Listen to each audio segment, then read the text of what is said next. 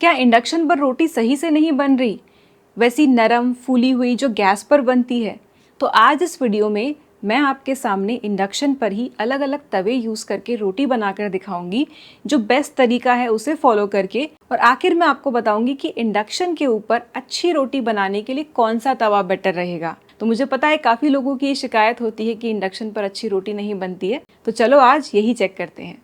सबसे पहले मैं रोटी बेल रही हूँ, तो रोटी का आटा सॉफ्ट होना चाहिए। जितना भी यहाँ पर आप देख रहे हैं इससे भी और थोड़ा सा ढीला होगा तब भी चलेगा।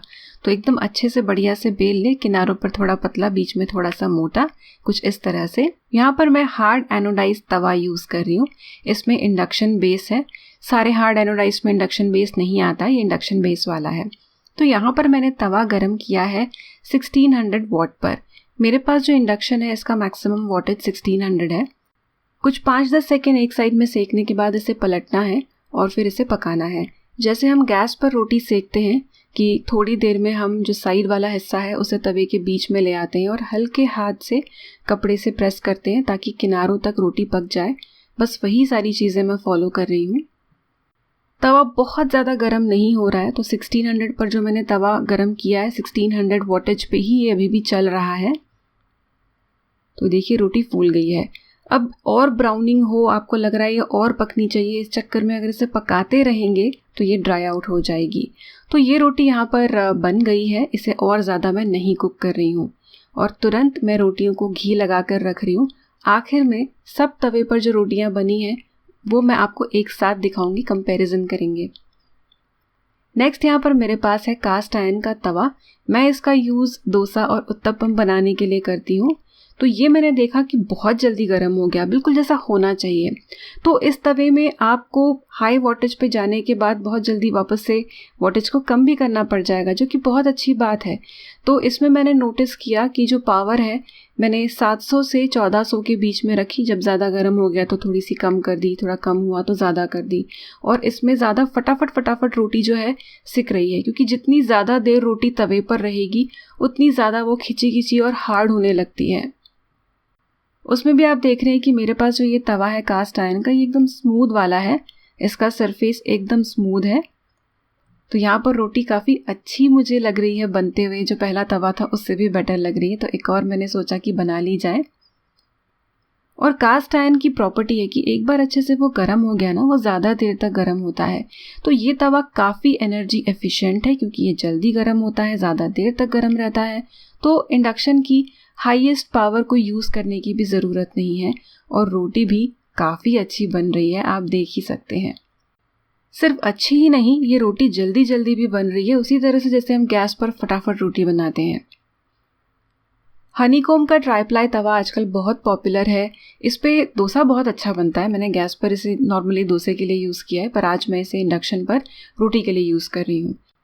ये तवा भी अच्छे से गर्म हो रहा है और मुझे लग रहा है कि इस पे भी रोटी अच्छी बन रही है। थोड़ी सी डिज़ाइन आ रही है हनीकॉम वाली, बट दैट्स ओके।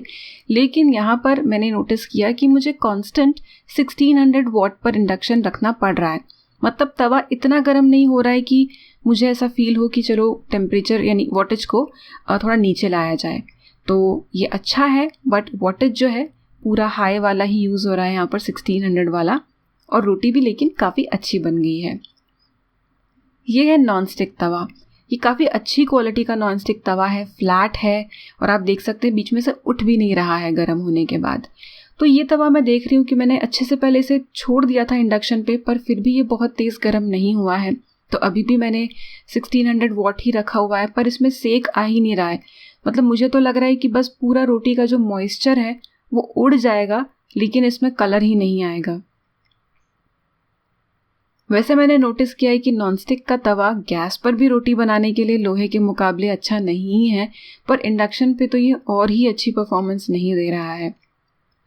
तो ये मेरा अच्छा खासा अच्छी क्वालिटी का तवा, जो कि वैसे तो बहुत अच्छा है बहुत सारी चीज़ों के लिए, पर इंडक्शन पर रोटी आप देख रहे हैं सिक ही नहीं रही है। और कितना सेकूं, इसका सच में खाकरा ही बन जाएगा। तो अब मैं इसे निकाल रही हूँ। तो ये इतनी अच्छी नहीं बनी है, पर फिर भी इसे घी लगाकर अब मैं साइड में रख देती हूँ। ये है शीट आयरन का तवा, यानी हमारा रेगुलर कन्वेंशनल तवा, लेकिन मेरे पास ये हल्का सा कॉनकेव है। अब मैंने सोचा कि इसी पे बना के देखते हैं। ये करेक्ट एग्जाम्पल नहीं है, इसमें ही फ्लैट वाले आते हैं वो ज़्यादा अच्छे होंगे।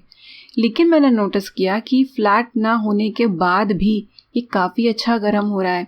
मतलब 700 से 1400 के बीच में मुझे इसे कम ज़्यादा करना पड़ रहा है। मतलब अगर ये तवा सच में फ्लैट वाला हो, पूरा टच हो इंडक्शन को, तो और भी कम वॉटेज पे इसे यूज़ किया जा सकता है, यानी इवेंचुअली इलेक्ट्रिसिटी भी इसमें कम कंज्यूम होगी। तो कास्ट आयरन और ये लोहे का तवा दोनों ही बहुत जल्दी गर्म हो रहे हैं, पूरी वॉटेज रखने की ज़रूरत भी नहीं है। ये देखो यहाँ पर तो एक जगह ज़्यादा ही सेक लग गया कि रोटी बीच में से पंचर भी हो गई। तो यस, कॉनकेव होकर भी इस तवे पर काफ़ी अच्छी रोटी बन गई। अब ये सारी रोटियां देख लेते हैं। तो सबसे पहले है ये वाली रोटी जो मैंने हार्ड एनोडाइज तवा यूज़ करके बनाई थी। तो ये रोटी ठीक ठाक है, मैं इसे ये नहीं कहूँगी कि ये बेस्ट है, ना ये बहुत ज़्यादा च्यूई है और ना ही ये बहुत ज़्यादा सॉफ्ट है। तो हार्ड एनोडाइज्ड वाली रोटी ओके ओके सी बनी है, तोड़कर मैं आपको दिखा रही हूँ। अगली है ये 2 कास्ट आयरन पर बनी हुई रोटियां जो काफ़ी अच्छी सिकी हैं और अभी भी सॉफ्ट हैं। तो मैं आपको ये तोड़कर दिखाती हूँ। देखो, आपको एक आइडिया आ रहा होगा इसे तोड़ता हुआ देखकर। तो ये काफ़ी सॉफ्ट बनी है, अच्छी बनी है कास्ट आयरन के तवे पर रोटी, एकदम नरम। फिर है ये हनीकॉम्ब के तवे वाली रोटी। तो ये रोटी भी अच्छी बनी है, लेकिन इसके मुकाबले कास्ट आयरन वाली रोटी ज़्यादा अच्छी बनी है। तो इसे भी मैं आपको तोड़कर दिखाती हूँ। ये भी अच्छी है, सॉफ्ट है। तो अगर हनीकॉम्ब का तवा है तो उस पर भी रोटी बनाई जा सकती है। ये नॉनस्टिक वाली रोटी है, ये बिल्कुल भी अच्छी नहीं बनी है, रूखी रूखी लग रही है। ऐसे मुझे पता चल रहा है उठाते से ही कि ये इतनी अच्छी नहीं है, खिंची खिंची है, नॉट दैट ग्रेट। ये देखो, और ये 3 रोटियां हैं नॉर्मल लोहे के तवे वाली। फिर भी मेरे पास फ्लैट वाला नहीं है, थोड़ा सा कॉनकेव ही है, बट स्टिल ये रोटियां सबसे ज़्यादा अच्छी बनी। काफ़ी सॉफ्ट है, अच्छी लग रही है, सेक भी इसके ऊपर लगा हुआ है, पता चल रहा है। डायरेक्ट फ्लेम पर ना सेकते हुए भी ये काफ़ी अच्छी बनी है। तो ये तोड़कर भी मैं आपको दिखाती हूँ। अच्छी लग रही है ये वाली रोटियां। मैंने ये सारे अलग अलग तरह के तवे अभी आपके सामने ही ट्राई करके देखे रोटी के लिए। सेम तरीके से इस पे चपाती भी बनाई जा सकती है, और जो रोटी के लिए अच्छा है तवा वही चपाती के लिए भी अच्छा रहेगा। तो मेरे हिसाब से मैं इन्हें रैंक कर रही हूँ, और जो सबसे नंबर 1 पर होगा, यानी मेरे हिसाब से वो सबसे बेस्ट तवा है इंडक्शन पर रोटी बनाने के लिए। तो 5th नंबर पर, यानी सबसे नीचे, मैं रैंक कर रही हूँ नॉन स्टिक तवा। नॉन स्टिक तवा जो है इतने अच्छे से हीट नहीं हो पाया, जबकि मैंने उसे पूरे टाइम मेरे इंडक्शन के फुल वॉटेज पे रखा था 1600 पे। पर मैंने देखा है कि 2000 वगैरह पर भी आप ट्राई करें, वो बाय द टाइम हम सोचते हैं कि इस पे सेक आएगी, सेक मतलब रोटी पे वो ब्राउनिंग थोड़ी सी आएगी, तब तक ये कड़क सी हो जाती है रोटी। भले ही वो पक जाए, विजिबली वो लगती नहीं है पकी हुई, बट वो पकी हुई होती है, बट फिर वो बहुत च्यूई और ड्राई हो जाती है। तो नॉन स्टिक मेरे हिसाब से अच्छा नहीं है रोटी बनाने के लिए इंडक्शन पर। इंडक्शन के हिसाब से 4th नंबर पर है हार्ड एनोडाइज तवा, जो कि गैस स्टोव पर बहुत अच्छा काम करता है, लेकिन इंडक्शन पर मेरे हिसाब से इट्स नॉट दैट ग्रेट, क्योंकि ये इतनी जल्दी हीट नहीं हो पाता है, या फिर कह लो कि वो झट से जो रोटी के लिए थोड़े बहुत चटके आने शुरू हो जाएं, वो इसमें नहीं हो पाते हैं इंडक्शन के ऊपर। तो मैंने पूरे टाइम हाईएस्ट वॉटेज पर रखा, 1600 पर रखा, तो रोटी बुरी नहीं बनी। मतलब नॉन स्टिक वाले को तो मैं बुरा ही बोल रही हूँ, बट इंडक्शन पे जो हार्ड एनोडाइज तवे वाली रोटी है वो ठीक ठाक है, ओके ओके है, भले ही it performs very well on gas stove. अब 3 के ऊपर जो मैं रैंक कर रही हूँ, ये तीनों ही मुझे इंडक्शन पर रोटी बनाने के हिसाब से बहुत अच्छे लगे। तो फिर भी नंबर 3 पर मैं रख रही हूँ हनीकॉम्ब का तवा। तो ये कॉम्बिनेशन है नॉन स्टिक और स्टेनलेस स्टील का, ट्राई प्लाई का। तो अच्छे से हीट हुआ और फटाफट इसमें छोटे छोटे स्पॉट्स आने लगे। अब आप किस प्रकार रोटी सेकते हैं उस पर भी डिपेंड करता है, आप कितना ज़्यादा देर सेकेंगे। जैसे गैस पर भी कुछ लोग बहुत ज़्यादा एजेस पर ब्राउनिंग होने तक सेकते हैं, हम इतनी नहीं सेकते। बट स्टिल ये हनीकॉम्ब का तवा काफ़ी अच्छे से काम कर रहा है रोटी को सेकने के लिए। रोटी अच्छे से सिक जाएगी, पक जाएगी before it gets dry and chewy, या पापड़ बनने से पहले। सो हनीकॉम्ब अगर आपके पास ऑलरेडी है तो आप उसे इंडक्शन पर यूज़ करके रोटी बना सकते हैं। रैंक 2 एंड रैंक 1 में मेरे मन में भी ज़रा कन्फ्यूजन था कि किसे मैं सेकेंड रैंक करूं और किसे फर्स्ट रैंक करूं। तो सेकेंड नंबर पर मैं रैंक कर रही हूं कास्ट आयरन का तवा। तो कास्ट आयरन का तवा पूरी तरह से मेरे पास आपने देखा फ्लैट वाला है, जो पूरी तरह से इंडक्शन पर बैठ जाता है, अच्छे से हीट होता है।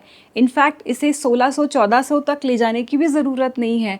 आप 700 से 1200 के बीच में कम ज़्यादा करते हुए, ऐसा इसलिए क्योंकि बहुत जल्दी तवा गर्म हो जाता है, तो ज़्यादा गर्म हो जाए तो थोड़ा सा कम कर लीजिए।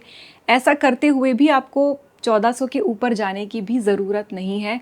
रोटियां अच्छी बनती है, सेक भी लगने लगता है। तो कास्ट आयरन का तवा बहुत अच्छा है। उसमें भी मेरे पास जो है ना ये तवा, ये एकदम स्मूथ सरफेस वाला है। आपने देखा होगा कि ज़्यादातर जो कास्ट आयरन के तवे के ऊपर एक प्री सीजनिंग की जाती है वो सुपर स्मूथ नहीं होती है, उनमें एक हल्का सा खुरदुरापन होता है। मैंने ऐसे तवे पर भी रोटी बनाकर देखी है। तो उसमें क्या होता है, जो हम एकदम नॉर्मल तवे पे ऐसे स्लाइड करके रोटी पलटते हैं ना, या ऐसे ऐसे करके घुमाते हैं, तो रोटी आसानी से घूमती नहीं है, उस फ्रिक्शन की वजह से थोड़ा रुकती है। तो आज जो मैंने कास्ट आयरन का तवा यूज़ किया स्मूथ वाला, ये वाला एकदम परफेक्ट है।